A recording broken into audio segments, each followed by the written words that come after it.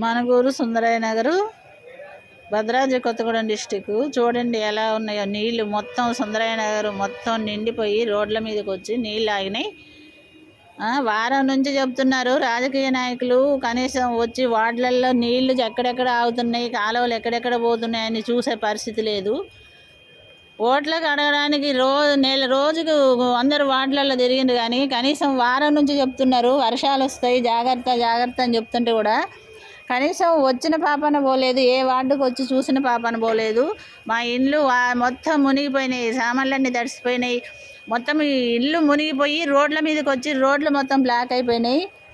చూడండి ఎట్లా ఉందో పరిస్థితి. రాజకీయ నాయకులు గెలిచేదాకానే రాజకీయ నాయకులు కానీ అమ్మ అయ్యి అంటారు. గెలిచిన తర్వాత ఆఫీసులలో మీటింగులు పెట్టుకొని ప్రజలతో మాట్లాడటమే కానీ వార్డుకు వచ్చి ప్రజల సమస్యలు ఏంటి అని తెలుసుకునే పరిస్థితి ఒక్కడికి లేదు.